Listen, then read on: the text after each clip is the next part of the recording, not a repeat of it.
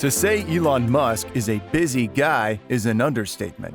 He's running companies like SpaceX, Tesla, and Neuralink. He apparently plans his whole day in just 5 minutes. One day in 2016, while Elon was sitting in an LA traffic jam, he got frustrated and tweeted, "I'll be building a tunnel boring machine and just start digging." After reading the report from Trevor Reed, a transportation analyst at enlarge, where it says that the average American spends the equivalent of 97 hours and $1,348 a year due to traffic, he even followed up with, "I'm actually going to do this," in case anyone thought he was kidding. It wasn't an impulsive decision to found the Boring Company. Musk had been thinking about it for a while. In today's video, we'll be discussing how Elon's frustration towards traffic will end traffic problems in the near future, and how the Boring Company will execute this project to help people save their time and money. The Boring Company was founded by Elon Musk on December 17, 2016, in Los Angeles, California, USA. For those of us who are not familiar with technical terms, boring is a manufacturing process. Basically, what it does is to enlarge a hole that had been previously drilled with the help of different tools. Now, to make tunnels underground, Elon Musk's Boring Company uses tools such as a tunnel boring machine, which essentially can cut through different layers of the earth using a circular motion.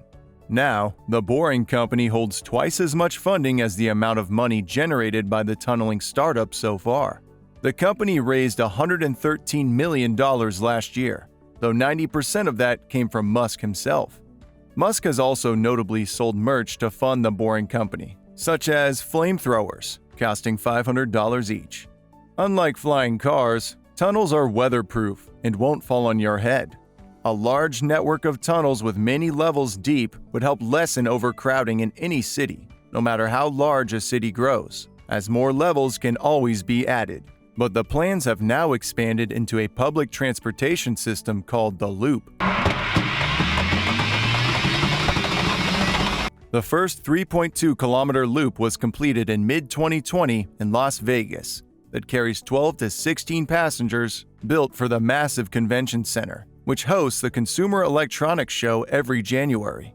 A walk from one end to another normally takes 15 minutes. That's now turned into a 1-minute ride.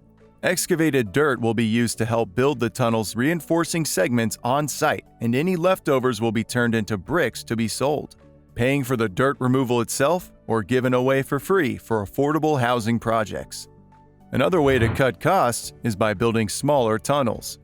The standard size for a single lane is 25 feet in diameter.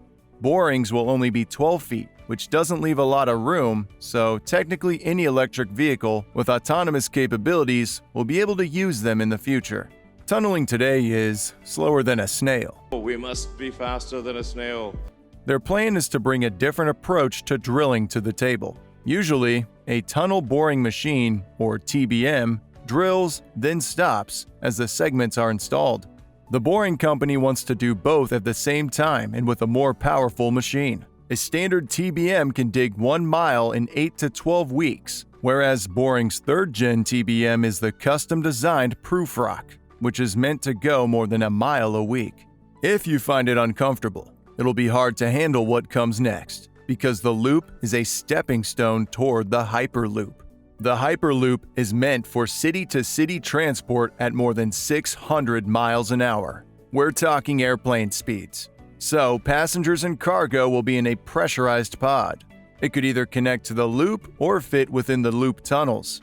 Boring Loop is designed to be the fastest and safest system ever, and says it will comply with safety and fire protection standards.